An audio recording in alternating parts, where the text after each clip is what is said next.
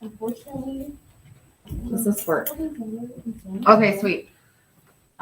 We have begun. We're recording. Really don't want to look at the ceiling. There we go. Okie dokie. Am I on YouTube? Not yet. You will be. Go ahead and smash that like button. I love that. I'm so cool. All right. The objectives of this lesson. Sorry, my throat is hoarse. I've been the big bad wolf for the kindergarten and first grade this year. So I've been reading them the story of the three little pigs. And then I have this little like plastic mask, this like a wolf mask. And I hold it up and I tell them I'm gonna gobble them up and burn their house or blow their house down with a blow dryer. So I've been like, my fingers are bruised. Like I have bruises on my knuckles from banging on my whiteboard and my sim lab. I'm in a lot of pain and I'm asking for your sympathy. Anyways, that's why my voice is hoarse because I've been growling. Okay. There's a whole other different Mrs. Bacon across the street. All right. The objectives of this lesson. What are metals, metalloids, and nonmetals on the periodic table? Basically, we're taking this and we're breaking it down even further. We're going to keep classifying everything. How do metalloids and nonmetals compare and contrast? How can we know the chemical family of an element? I know yesterday I said families are like this.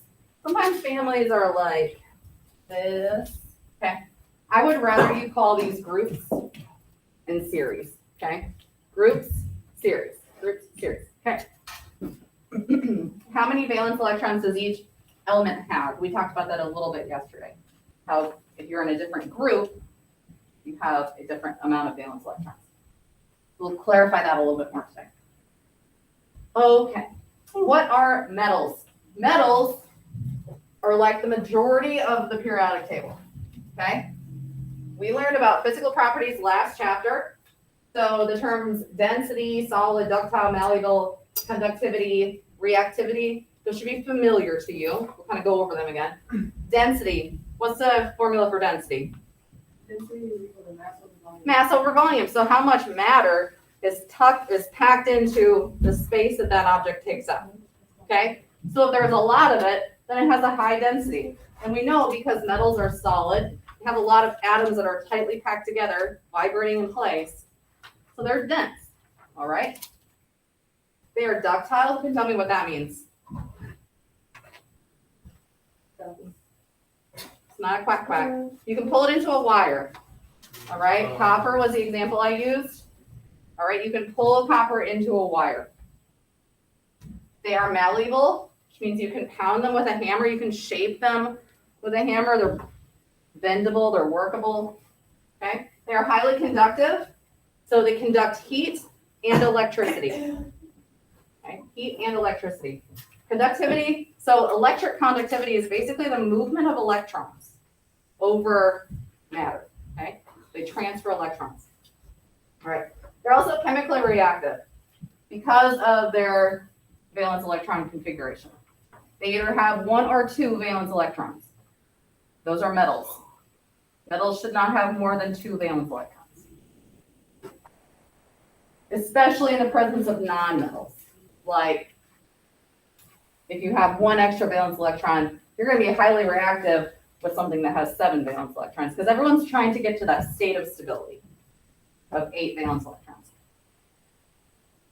Metals, nonmetals, and metalloids. Metals, again, take up almost the entire periodic table, but we're going to subdivide these a little bit more. So all those are metals.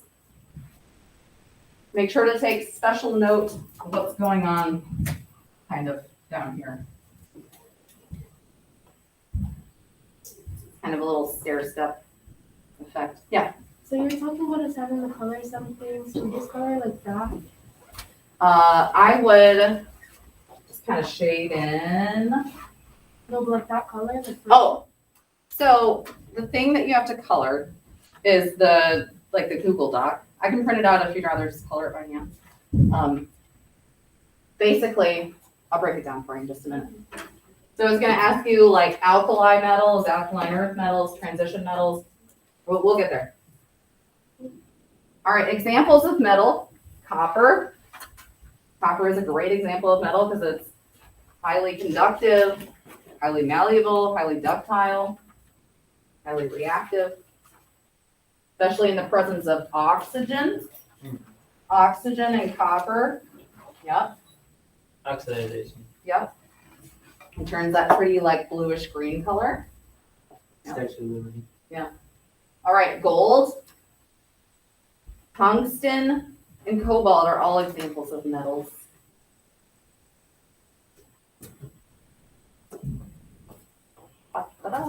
Okay. And go to the next slide. Please, so much. There we go. All right. I'm just going to reiterate what we talked about already. They can be hammered. Whoa, I'm so sorry. There we go. All right, they can be hammered. They're malleable. They have a shiny reflective surface. What's that called? Luster. Luster, very good. They can be drawn out into wire. Ductility, or ductile. They are good conductors of heat and electricity. And they are reactive elements. They're like the elements you'd see on Jerry Springer. Just like easily triggered, right? That was supposed to be a joke. It's so funny, yeah. Y'all didn't grow up with Jerry Springer, did you? Where? Jerry Springer. It was like a talk show. People would go on and be like, who's your dad? And then they do paternity tests. It's just like people in society that probably shouldn't be making babies. Anyways, moving on. I'm trying to move on. All right. What are the metal families? How can we break up these more? Because within the metals, you got different kinds of metals. So first you have alkali metals, elements in group 1, not hydrogen. Hydrogen's kind of off by itself, kind of weird. So lithium through francium are alkali metals. They have one valence electron. They have one electron in the outer energy ring. They are very reactive, especially with halogens. Okay, we'll talk about halogens in a minute. Halogens have 7 valence electrons. They want to lose their extra electron. If you lose an electron, you're losing a negative charge, which means you basically have a positive charge, okay? So if you lose 1 electron, you have a positive charge of 1. Alkaline earth metals, group 2, beryllium through radium, have 2 valence electrons. So they want to lose their 2 valence electrons. And they easily form reactions with the oxygen family, okay, group 16. Because these have 6 valence electrons. Everyone's trying to get to 8, right? So again, very reactive. Transition metals. All of these are transition metals. So we can break these into further categories. So you've got like your regular transition metals, and then you've got like some post-transition. So regular transition metals are like this little section in the middle. And then you also, well, not these. These are like the unanvidium, all these like weird radioactive ones that start with a U. So all of them except those are your transition metals. And then you've got your post-transition metals over here under the stair step. And then you've got your inner transition metals, which are only here. They're supposed to go here, right? So just imagine that this is like, all these are supposed to fit in here. And the only reason why they do this is to save space. Okay, they put these down here, otherwise the table would be like super long. So they take these inner transition metals that should go here, and they just move them down. So the table's not super long. All right, moving on. Inner transition metals, those are these. So transition, inner transition, and then all these weird ones under the stair step, which are post-transition. They all have 1 to 2 valence electrons. These typically have 2. These are 1 to 2. Metals will not have more than 2 valence electrons. Where are they found? We already talked about this. So the only one that this was not including is the post-transition metals over here. Okay. All right, so alkaline earth, transition, inner transition, and then the ones under the stair step, we'll talk about those in just a minute. what the stair step is. So once you note where the metalloid stair step is, anything underneath it is the post-transition metal, minus these UUV, UUT, UUQ. Okay. What are metalloids? Metalloids, these are like your stair step, okay? They don't know what they are. They're like, am I metal? Am I non-metal? I don't know. It's kind of like the junk drawer of elements, where they can't really categorize them as either or, so they're like, just throw them in the junk drawer, okay? They're also called semiconductors. They're not good conductors like metals are, but they're not conductors. Kind of just, they're just thin. Okay, metalloids are found here. This is what I mean by this stair step. So all these, so mark these, gray these out, these 6 down here. These are those weird radioactive elements. I mean, there's more radioactive elements, but these we're not going to talk about. So all these right here are your post-transition metals. So they're still technically transition metals. So for the homework, it's only going to ask you to color the transition metals blue.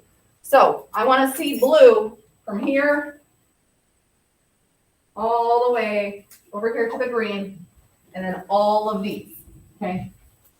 Most of it should be blue. This is going to be red. This is going to be orange.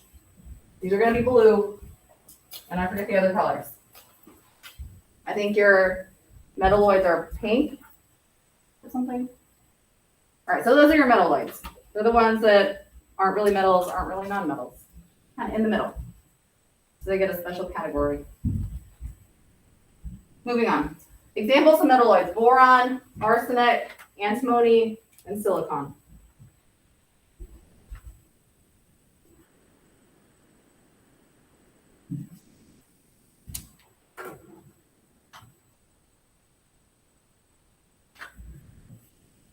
Okay.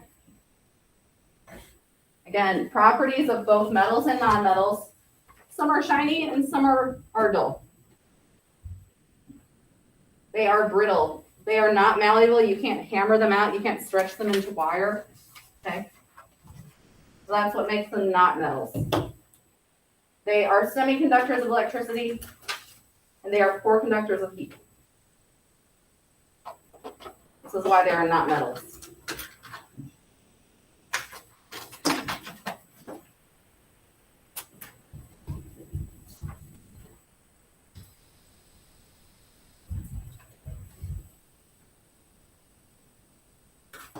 But they all exist in like a solid / liquid state.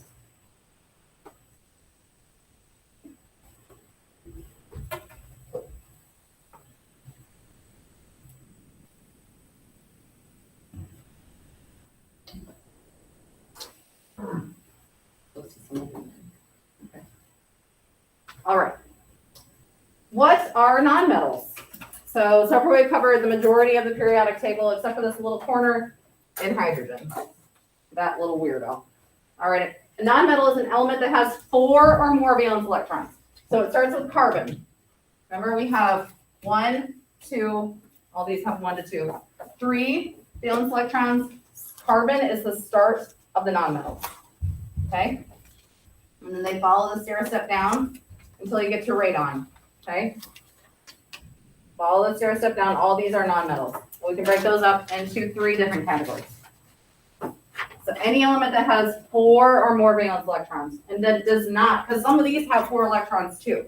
Like germanium is in the same column. It has 4 electrons, so it's a metalloid.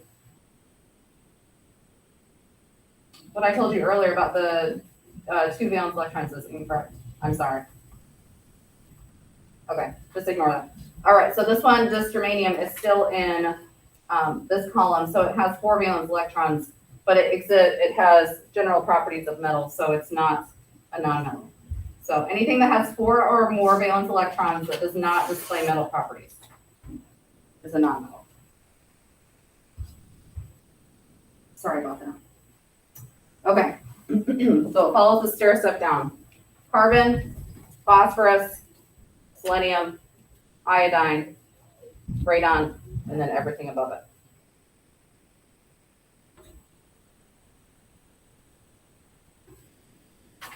And hydrogen are all nonmetals.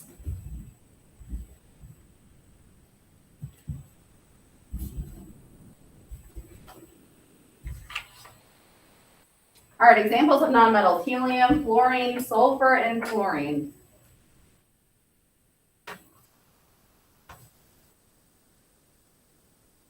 We can break these nonmetals into 3 different families: the halogens, the noble gases, and the regular just nonmetals.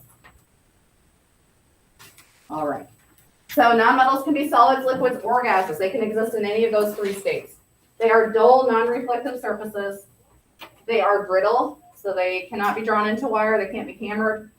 They are poor conductors of heat and electricity, and some are inert or non-reactive. These noble gases over here have 8 valence electrons. They are happy as they are. They have reached stability. They're snotty, noble gases. They don't want to interact with anybody. They can be single for the rest of their lives. No.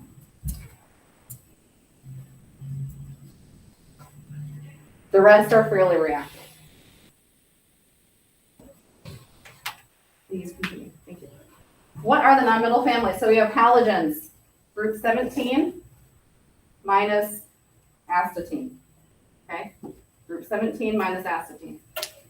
All right, they have 7 valence electrons, so they can easily gain an electron, form an anion, highly reactive. We also have noble gases in group 18. Again, they are inert. They don't want to react with anybody.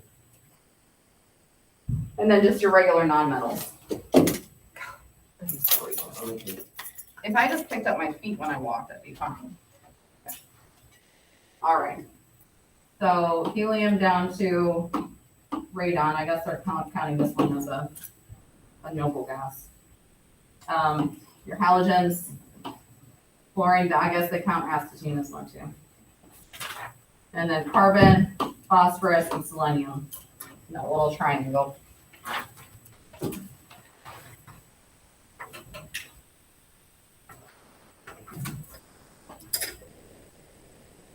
And move on. Yes.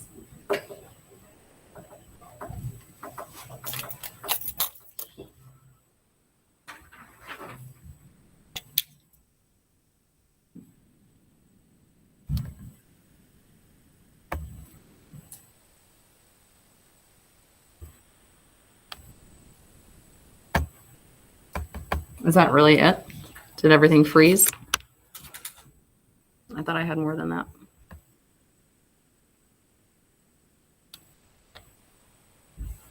I thought I had another slide. Anyways, sorry. I guess I'm losing my mind today. Yeah, that is it. You have a show what you know called classifying the elements as well as the coloring the periodic table assignment. All right. So page 80 in your book is a big periodic table that you can use to help you color. It's already there.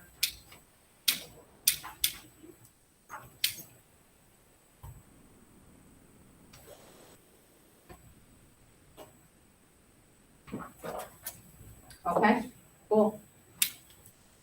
Let's go over the show what you know.